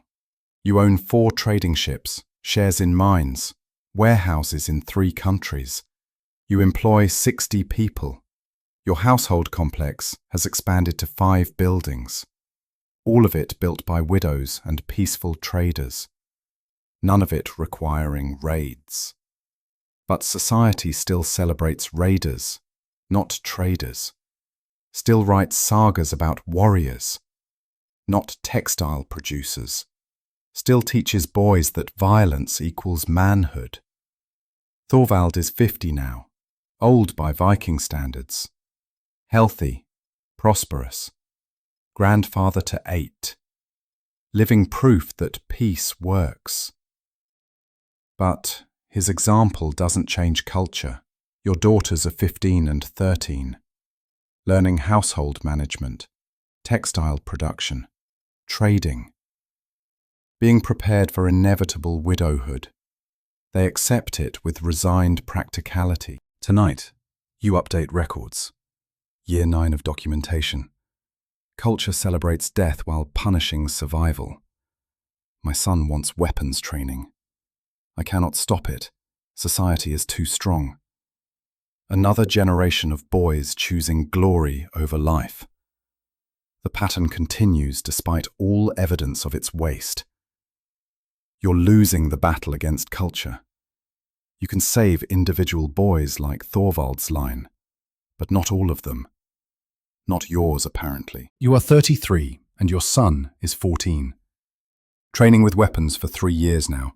He's good at it, fast, strong, eager, everything you feared. He talks about joining a raid at 15. Just a coastal trading run, he promises. Low risk, good experience. You've heard this before. Thorvald promised low risk. Halldor promised low risk. Men always promise low risk.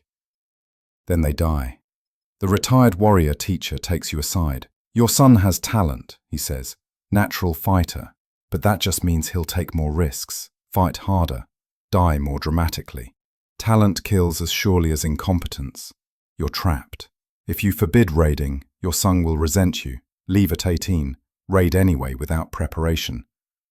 If you allow it, you're sending him to probable death.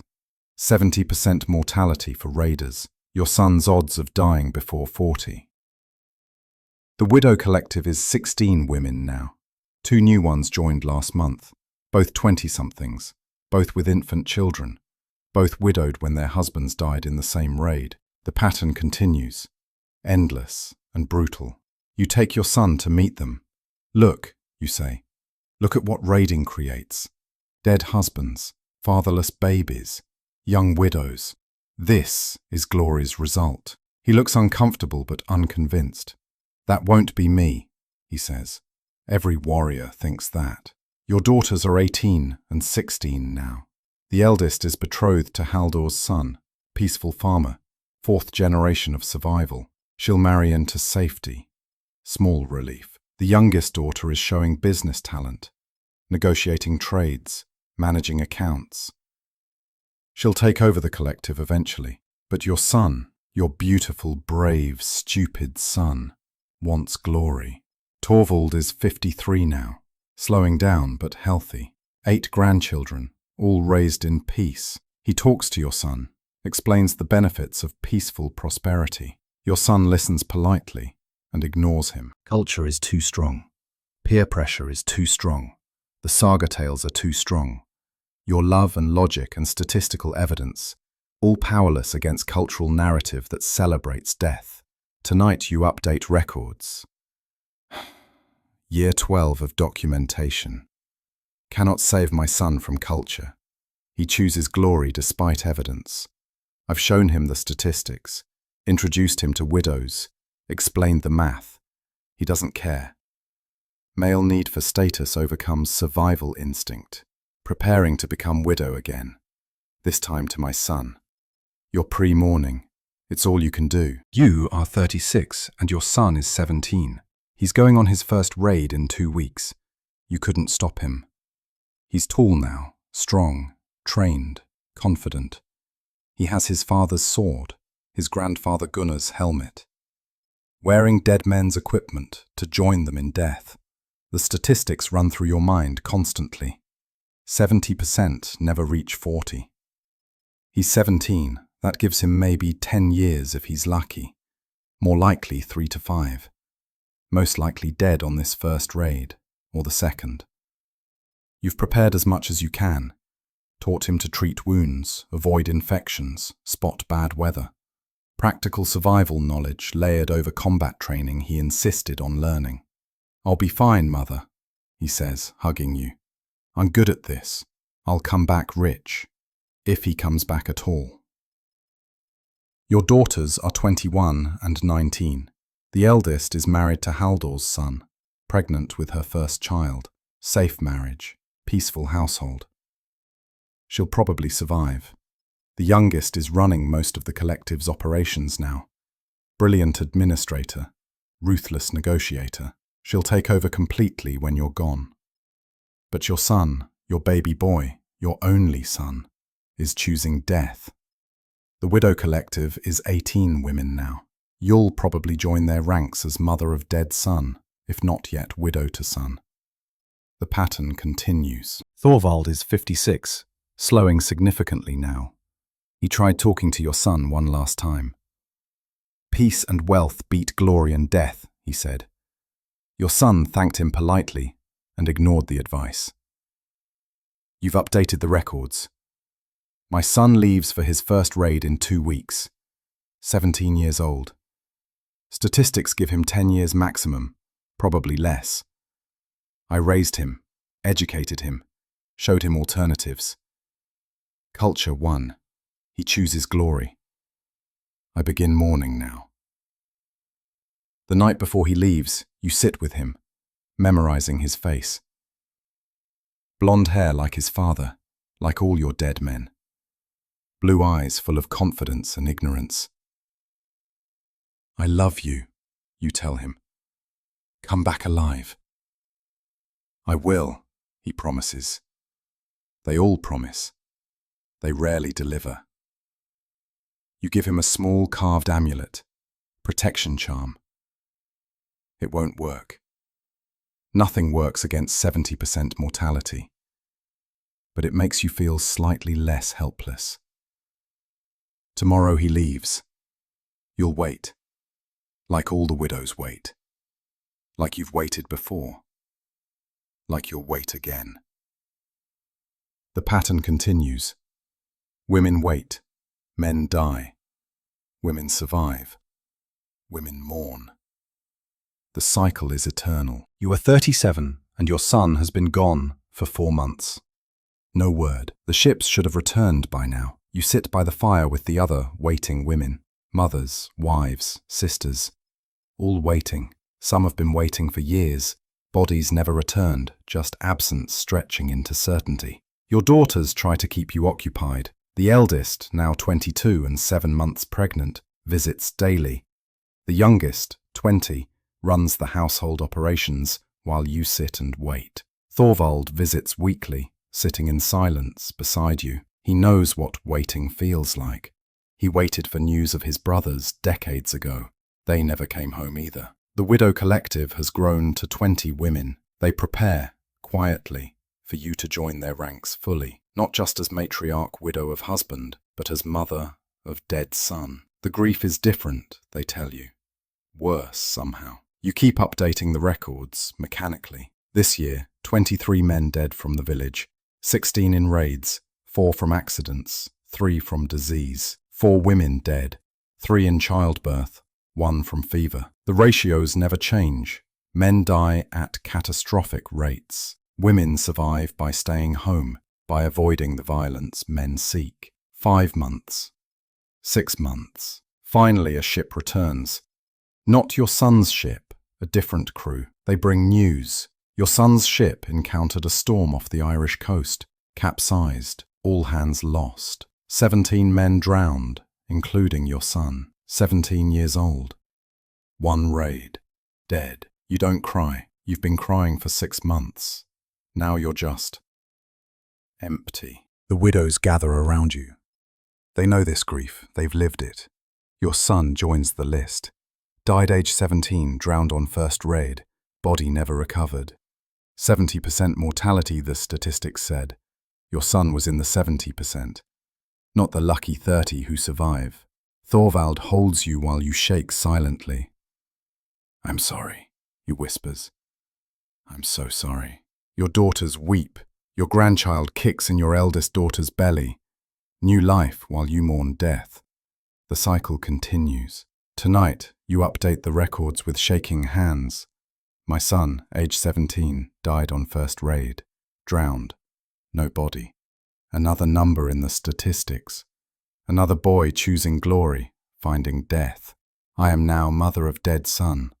The pattern continues. I hate the pattern. You are 40, and you've survived 3 years since your son drowned. The grief hasn't lessened. You've just learned to function around it. Your eldest daughter gave birth to a son. She named him after your dead boy. The child is 2 now, blonde and wild, running everywhere. You can't look at him without seeing the grandson you'll never have from your actual son. Your youngest daughter, now 23, has taken over most of the collective's operations. You still maintain the records, but she handles trade negotiations, property management, daily administration. She's brilliant at it, more capable than you were at her age. She's also declared she won't marry. Why? She asks, gesturing at the records. 70% chance my husband dies young, leaving me with children and grief. I already have wealth and purpose. Why add a doomed man to the equation? You should argue with her. Tell her about companionship, children, continuation. But you can't. She's right. The statistics are brutal. Why choose grief voluntarily? Thorvald is 60 now, ancient by Viking standards. He's slowing down significantly, letting Haldor manage most of the farm. But he's alive, healthy enough, surrounded by grandchildren and great-grandchildren. 4 generations of peaceful prosperity. The widow collective is 22 women now. Your youngest daughter manages it like a business, which it is. Annual revenues rival wealthy jarls. You employ 70 people, own 6 ships, mines, warehouses, vast land holdings, all built by widows and peace. You've been documenting for 16 years now. The statistics are overwhelming. In 16 years, you've recorded 312 men's deaths. 78% from violence, raids, battles, warrior training accidents. 15% from farming/labor accidents. 7% from disease. Women's deaths in same period, 41 total. 63% from childbirth. 27% from disease. 10% from accidents. Men die at nearly 8 times the rate of women. The pattern is undeniable. Tonight, you sit with your daughter who won't marry, teaching her the final record-keeping techniques. When I die, you tell her, continue this. Document the truth. Future women need to know why we survive. I will, she promises. Though I plan to survive longer than you. No husbands to grieve, no sons to lose. Smart girl. Cold calculation, but smart. You are 43, and Thorvald is dying. 63 years old. Extraordinary for a Viking man. He's outlived nearly every man of his generation by 2 to 3 decades. You sit with him in his final days. Peaceful death, no violence, no infection from wounds.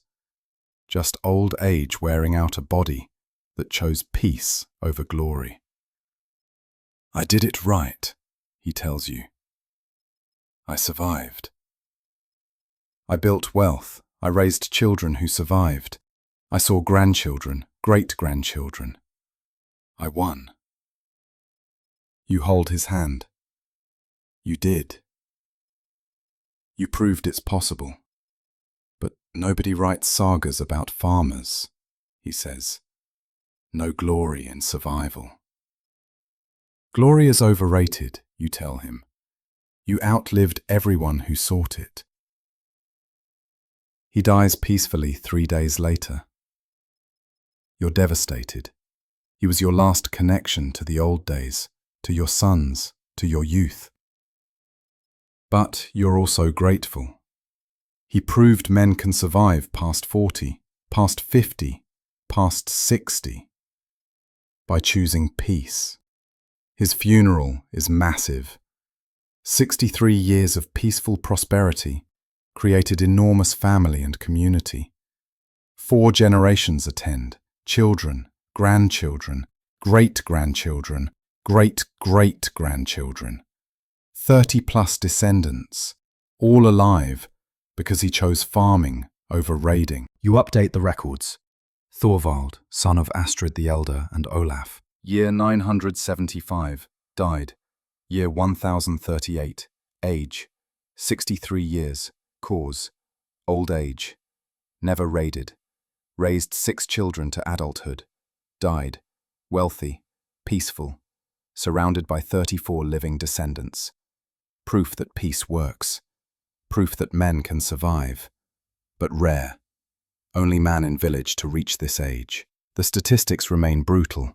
Average male death age in your records is 31. Average female death age is 49. 18-year gap. Thorvald was an outlier. Most men never see 40. Your daughters are 28 and 26. The eldest has 4 children now. The youngest still unmarried, still running the collective, still refusing to risk widow grief. The collective is 24 widows now. You're 43, neither youngest nor oldest, somewhere in the middle. You've been a widow for 21 years. Your son has been dead for 6. You're surviving, but the grief never fully leaves. Tonight, after Thorvald's funeral, you sit with the records. 46 years since the old Astrid started documenting. 19 years since you took over. Hundreds of deaths recorded. The pattern never varies. Men seek glory. Glory kills them. Women survive by staying, working, building community. The cycle continues. The statistics don't lie. You are 46, and you're training your granddaughter in record keeping. She's 12 years old, the daughter of your eldest daughter, and she's brilliant like her aunt. Why do you write everything down, grandmother? She asks. You show her the tablets spanning nearly 50 years. Because truth must be documented. The sagas celebrate warriors who die young. We document the reality. Warriors die young. Peaceful people survive. Women outlive men by decades. Future generations need to know. She studies the numbers with a child's brutal honesty. So most men are stupid. You laugh. First genuine laugh in years. Not stupid, just culturally programmed to choose glory over survival. They can't help it. Society teaches boys that violence equals manhood. That's stupid, she insists. Yes, you agree. Yes, it is. Your youngest daughter, now 29, has finally married. Not a warrior, a merchant trader, 35 years old, already proven his survival ability. She calculated the odds. Merchant traders have 40% mortality versus 70% for raiders. Better odds, still risky. You supported the match. At least she chose someone with decent survival statistics. The Widow Collective is 26 women now. You're one of the senior members, not the eldest, but experienced, respected. The collective owns staggering wealth now. 8 trading ships, shares in multiple mines and salt works, warehouses across 4 countries, vast land holdings, all built by widows choosing survival and economics over glory and violence. You're wealthy enough to buy Jarls, Some Jarls resent this. Women having power, making decisions, controlling trade. Too bad. Your legal rights are clear. Your wealth is real. Your community is strong. The village pattern remains constant. 38 widows to 14 married women. Almost 3-to-1 ratio. This is normal. This is Viking life.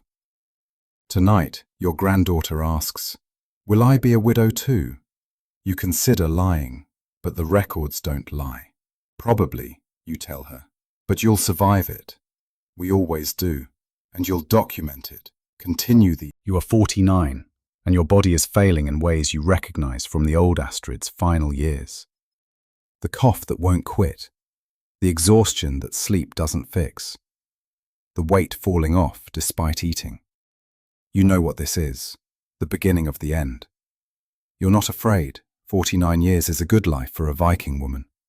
You've survived childbirth, widowhood, the death of a son. You've built wealth, documented truth, passed on knowledge. Your daughters are 34 and 32. The eldest has 6 children, 3 grandchildren. The youngest has 2 children with her merchant husband, plus the collective to manage. Both will be fine without you. Your granddaughter is 15 now, ready to take over the records. You've spent 3 years training her. She understands the mission. Document the truth about survival and death. Maintain the statistical evidence. Pass it down. The Widow Collective is 28 women now. You've been part of it for 27 years. The system functions independently. You built it well. They don't need you anymore. You're making final arrangements. The records go to your granddaughter. The collective management goes to your youngest daughter. The wealth is divided among daughters and grandchildren. The thralls are freed or placed in good households. Everything is ordered. Thorvald has been dead 6 years. Your son has been dead 12. Your husband Olaf has been dead 27. You've spent most of your adult life as a widow. This is normal for Viking women. Widowhood is the default state. The statistics you've maintained for 22 years are clear. Men die at 8 times the rate of women. Men's average death age, 31. Women's average death age, 49. You're 49. You're dying exactly at average. But you documented it all. 53 years of records. The old Astrid's 43 years. You're 22 years. Overlapping to create comprehensive documentation. Tonight, you make your final entry. I am dying. Age 49. Average for Viking women who survive childbirth. I've outlived my husband by 27 years. My raiding son by 12 years. Most men I've known by 10 to 20 years. The pattern holds. Women survive by staying, working, building community. Men die seeking glory. The statistics never lie. Granddaughter, continue this. Document truth. You close the tablet. Your work is done. The second Astrid, young Astrid, your chronicler, is dead. 49 years old. She outlived her husband by 27 years, her son by 12 years, her mentor Thorvald by 6. She died documenting. Her final entry, written with shaking hands, completed the mission. Maintain the truth. Record the statistics. Prove why women survive. Now the records pass to the 3rd generation. You are the granddaughter, also named Astrid, because of course you are. 15 years old, and the documentation mission is yours now. You stand at her funeral pyre, holding 53 years of records. Your great-great-great-grandmother started this. Your grandmother continued it. Now you carry it forward. The pattern is clear in the tablets you've studied. Men die young seeking glory. Women survive through work and community. The statistics span 5 decades, hundreds of deaths. Undeniable evidence. You're 15. You'll probably marry eventually. The family expects it. You'll probably bear children. You'll probably become a widow. 1 in 5 chance of dying in childbirth, but 4 in 5 chance of surviving to old age. Better odds than men face. Your mother is 32, running the collective empire your grandmother built. Your aunt is 34, managing a household of 9. Both strong, both surviving, both widowed or married to unlikely to survive men. The widow collective is 30 widows now. Ages ranging from 23 to 79. All surviving, all managing, all building wealth while men die overseas or in fields, or from infections. You make your first entry as record keeper. Grandmother Astrid died today. Age 49. Cause: lung disease. She documented 53 years of Viking life spanning 3 generations. The statistics prove women outlive men by an average of 18 years. We survive by choosing community over glory, work over violence, documentation over saga tales. I continue her mission. The funeral pyre burns. Another Astrid becomes ash. But the records remain. The truth remains.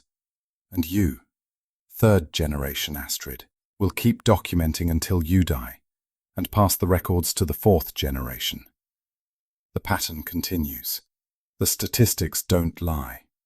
Women survive. You are 18 now, 3rd Astrid, record keeper. 3 years since your grandmother died. You've maintained the documentation faithfully. The statistics continue unchanged. This year, 19 men died from the village. 13 in raids, 4 from accidents, 2 from disease. 3 women died, all in childbirth. Men dying at a 6-to-1 ratio.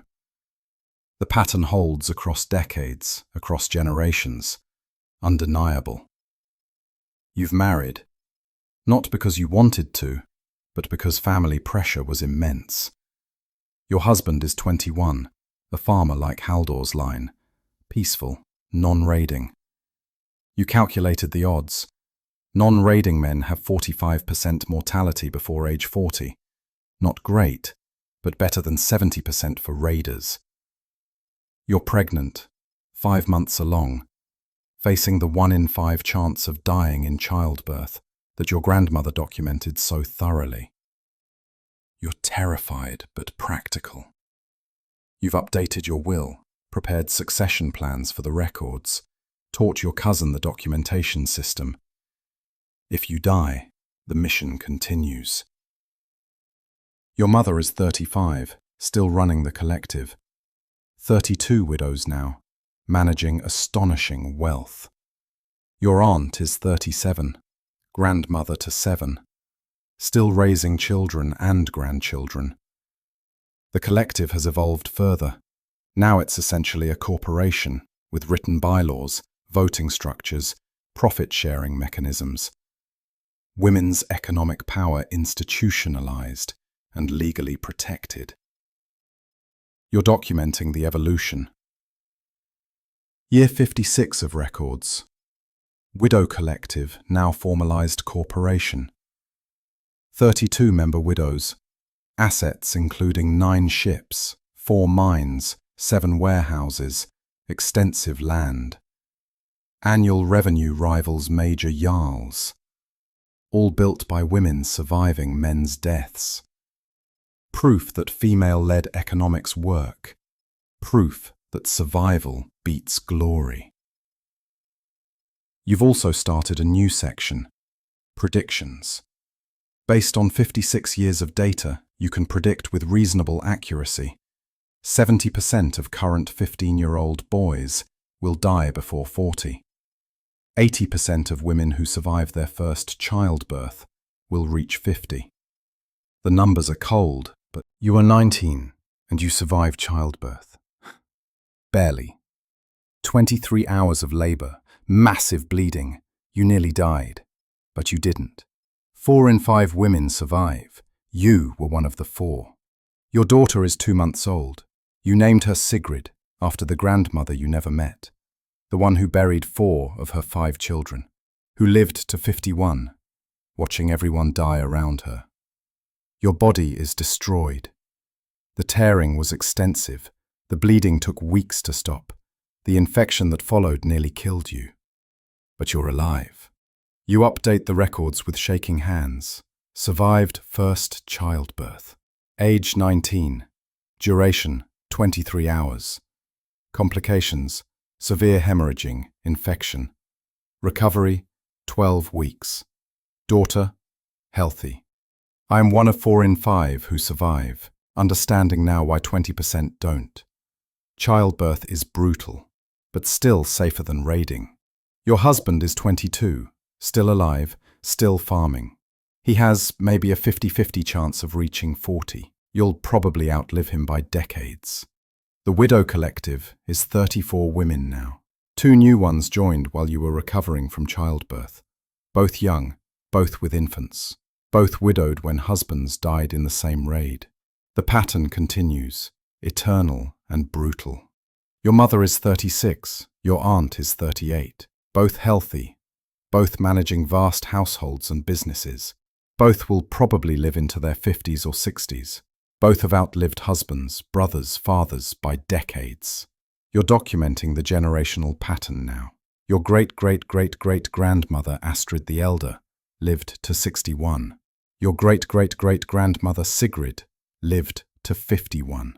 Your great-great-grandmother, first young Astrid, lived to 49. Your grandmother, second young Astrid, lived to 49. 4 generations of women.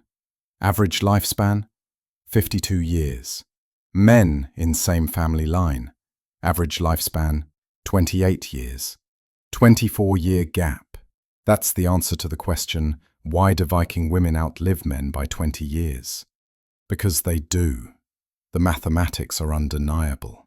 Tonight, you nurse baby Sigrid and calculate. She has 1 in 5 chance of dying in her first childbirth. 4 in 5 chance of living to 50 or beyond. Better odds than any boy born today. You are 22 and your husband is dead.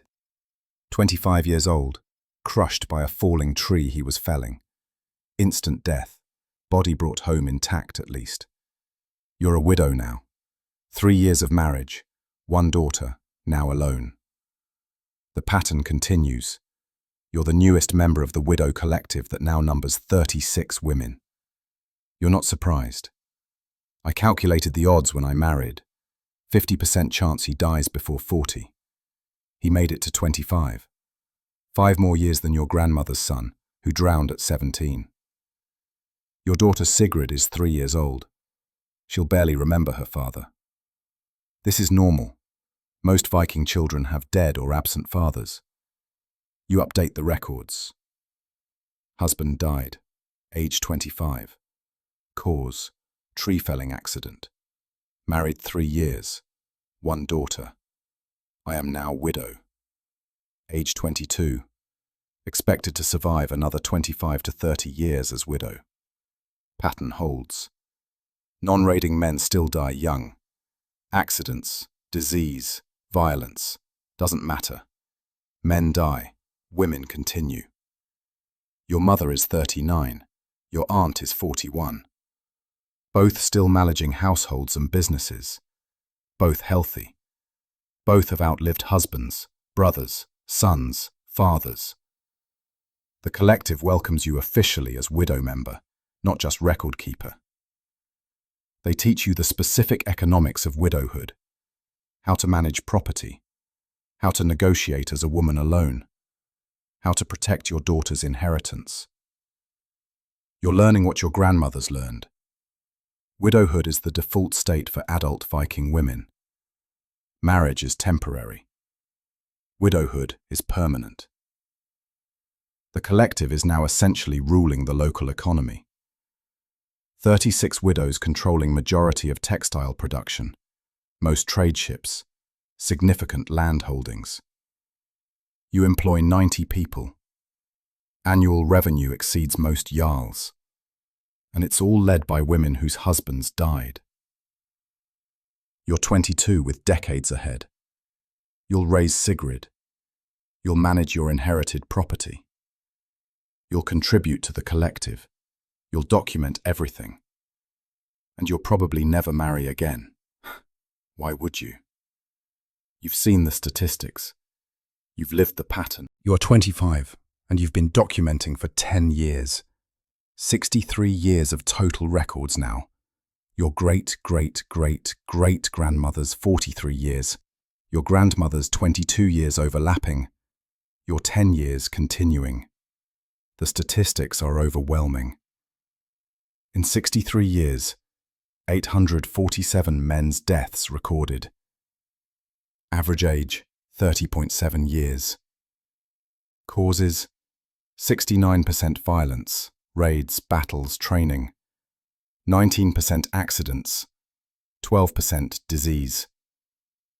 Women's deaths, same period, 187 total. Average age, 48.3 years. Causes, 58% childbirth, 31% disease, 11% accidents. Men die at 4.5 times the rate of women. Average lifespan gap, 17 years. You've documented it all, proven it mathematically, created undeniable evidence. Your daughter Sigrid is 6 now, learning to read the records. You're teaching her like your grandmother taught you. Document the truth, maintain the statistics, pass it down. The Widow Collective is 38 women now. Your mother is 42, still running the empire. Your aunt is 44, grandmother to 12. Both healthy, both outliving everyone from their generation.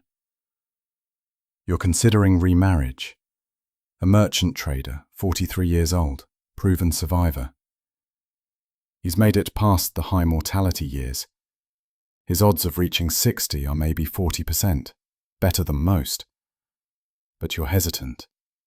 You've seen the pattern. You've lived the pattern. Why choose potential grief again? The collective has expanded operations into insurance and money lending. You're essentially running a bank now, financing trade voyages, charging interest, managing risk. Women controlling capital, making economic decisions, building generational wealth. Some jarls want to shut you down. Women having this much power threatens traditional structures. But your legal rights are solid. Your wealth is real. Your political connections are extensive. You've started teaching younger women in the village, not just collective members, but all young women. Teaching them to read, to calculate, to understand economics. Preparing them for inevitable widowhood. Tonight, you make a significant entry. After 63 years of documentation, the pattern is undeniable. Viking women outlive men by an average of 17 years. This is not accident. This is mathematics. Men choose violence and glory. Women choose survival and community. The statistics prove which strategy works. We document this so future generations know. Survival is victory. Glory is death. You are 28 and you've remarried. The merchant trader, now 46. 3 years of courtship, calculating odds, finally accepting that companionship might be worth the risk. You're pregnant again. 9 months pregnant, actually. About to face the 1 in 5 odds for the second time. You survived once. Probably you'll survive again. Your daughter Sigrid is 9, brilliant and serious, already helping with records. She understands the pattern. Her father died at 25. Her stepfather will probably die in his 50s. Her mother will probably survive into 60s. The Widow Collective is 40 women now. Your mother is 45. Your aunt is 47. Both ancient by Viking standards. Both healthy and managing vast operations. You've made a significant addition to the records. Predictive modeling. Based on 66 years of data, you can predict with reasonable accuracy. Current 15-year-old boys, 68% will die before 40. Current 15-year-old girls, 79% will reach 50. Current married women, 82% will become widows. Current widows under 40, 91% will remarry or manage independently. The mathematics are clear. The patterns are undeniable. Your merchant husband has survived to 46 by avoiding raids, by being smart, by calculating risks. He's missing 2 fingers from a rope accident, has a bad knee from a fall, but he's alive. That's more than most men can say. He understands the statistics. You showed him the records before marriage. He knows you'll probably outlive him by 15 to 20 years. He accepted it. Smart man. Tonight, labor begins. Second childbirth. You're better prepared this time. Experienced midwife, herbal pain management, knowledge of what to expect. 23 hours last time. Hopefully faster this time. 1 in 5 chance of dying, 4 in 5 of surviving. You've documented 6 years proving women survive. Time to prove it again yourself. Your mother sits with you as labor progresses. You'll survive, she says. We always do. 4 in 5 times, you correct. You're one of the 4, she insists. She's probably right. The statistics favor survival. You're probably going to survive this. Raise 2 children. Outlive your husband.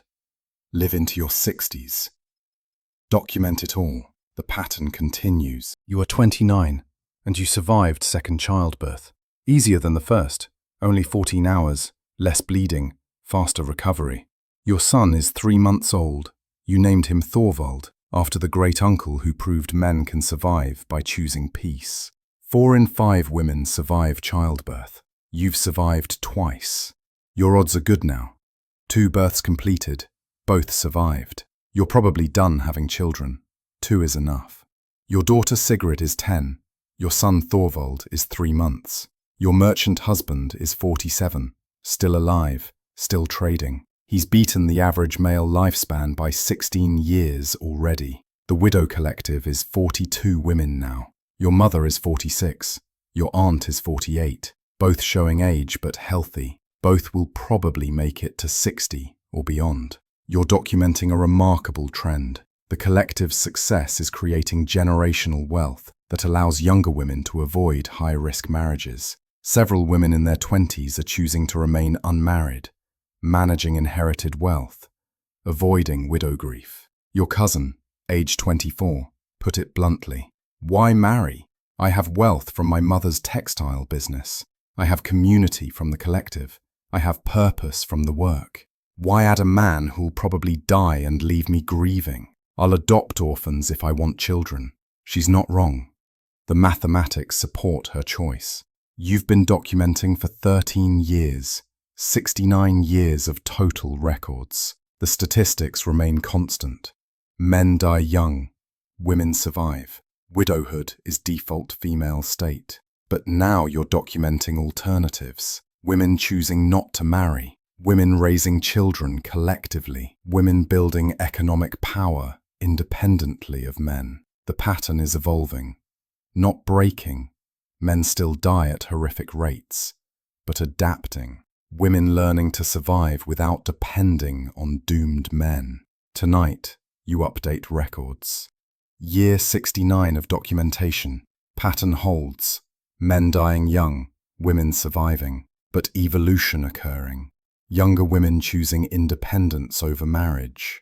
Why choose grief when you can choose wealth and autonomy? Collective enabling female economic independence. Future may see fewer marriages, more autonomous women, continuation without men's brief, violent presence. You are 32, and your merchant husband has died. 50 years old, old for a Viking man. Heart gave out suddenly while unloading cargo. No warning, just gone. You're a widow again, 4 years of second marriage, 2 children from 2 husbands. Both husbands dead before you're even 33. You're not surprised. You calculated the odds. You knew this was coming. Men die, women continue. You update the records. Second husband died. Age 50. Cause, heart failure. Married 4 years. 1 son. I am widow again. Age 32. Outlived first husband by 10 years. Second husband by hours. Expected to survive another 20 to 30 years. Pattern holds. Even careful men die young. Your daughter Sigrid is 13. Your son, Thorvald, is 3. Both will grow up with dead fathers. This is normal. Most Viking children do. The widow collective is 44 women now. You're firmly established in the middle ranks. Not the youngest, not the eldest. Just another widow among many. Your mother is 49, approaching the average female death age. She's slowing down, letting younger widows manage more operations. Your aunt is 51, still matriarch to her large clan. You're 32. You'll probably live another 25 to 30 years. That's the mathematics of female survival. You won't marry again. Twice is enough. 2 dead husbands, 2 grieving periods, 2 sets of funeral arrangements. You're done with that pattern. Instead, you'll focus on raising children, managing inherited property, documenting the truth, teaching the next generation. Sigrid is brilliant. She'll take over the records eventually. Thorvald is gentle, like his namesake. Maybe he'll choose peace over violence. Maybe.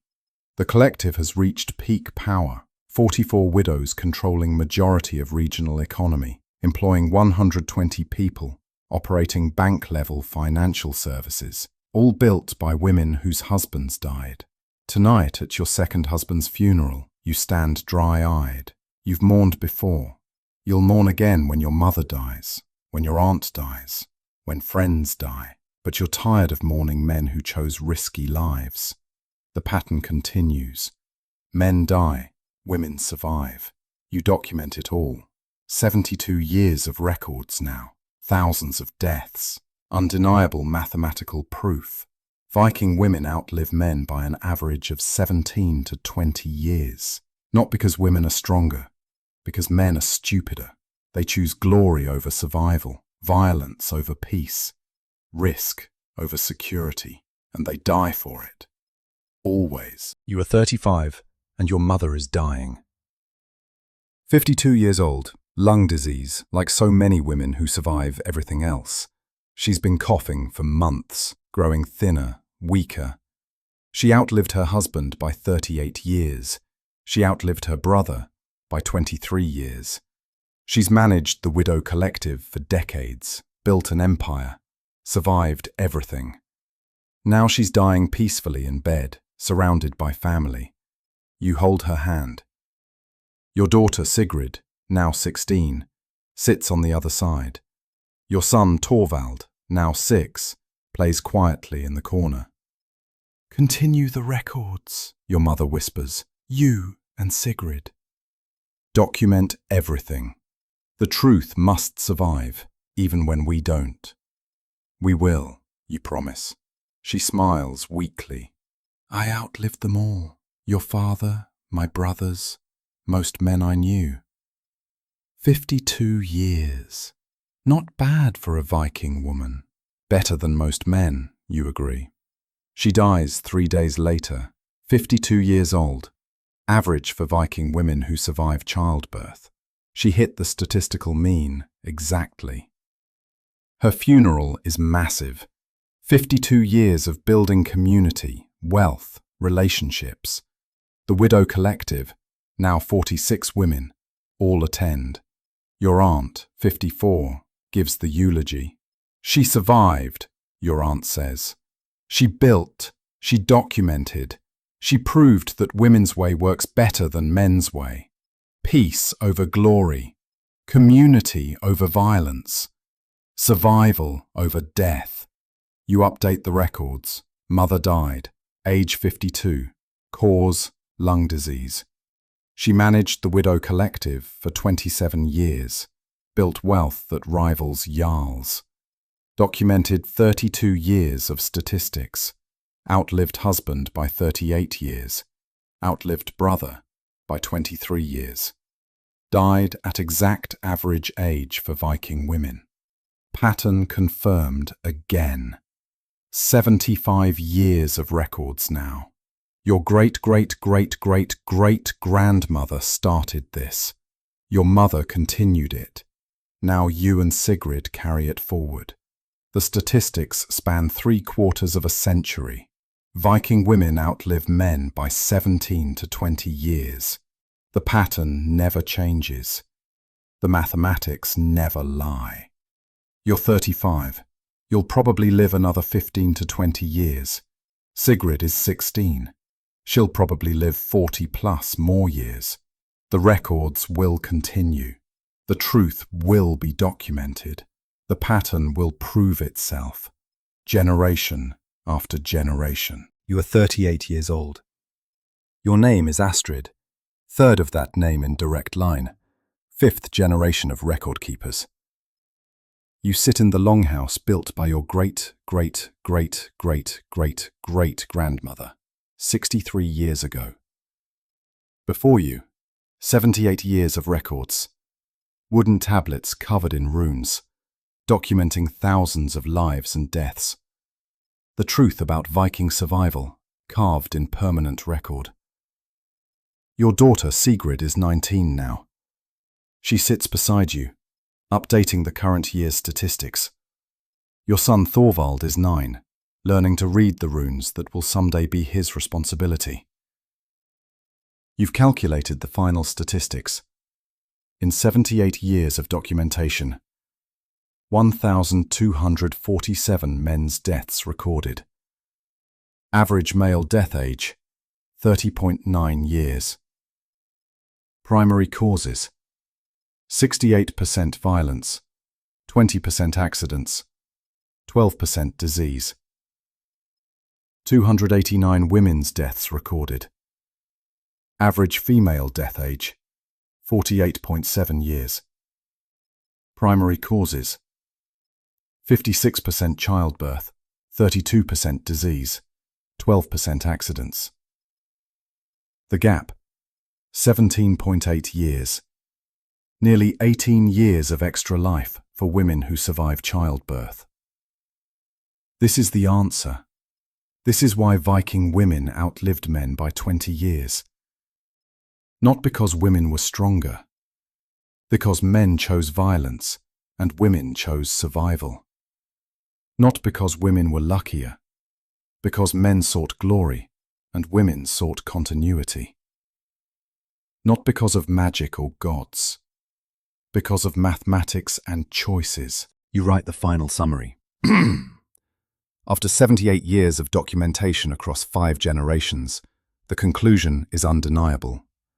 Viking women outlive men by an average of 18 years because 1. Raiding has 70% mortality rate before age 40. Women don't raid. 2. Farming/labor accidents kill men at high rates. Women do safer household work. 3. Male culture celebrates violence and risk-taking. Female culture celebrates survival and community. 4. Childbirth kills 20% of women, but 80% survive, then face much lower mortality than men. 5. Women build economic power through collective action. Men compete individually and die individually. 6. Widowhood becomes economic advantage. Dead husbands leave property that widows manage successfully. The pattern is not natural. It is cultural. Men could survive by choosing peace. See Thorvald the Elder, age 63 at death. But culture pressures men toward violence. Women survive not through superior strength, but through superior choices. We choose community.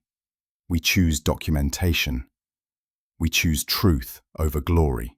We survive. We document. We continue. The saga tales celebrate dead heroes. We celebrate living women. History will remember the warriors. We remember the widows who built civilization, while men burned it down. You set down the stylus. 78 years of truth. Documented. Your daughter Sigrid will continue it. Her children will continue it. The documentation will outlast the empire, outlast the culture, outlast the age. Because truth survives longer than glory. Because records outlast sagas. Because women who choose survival outlive men who choose death. Always.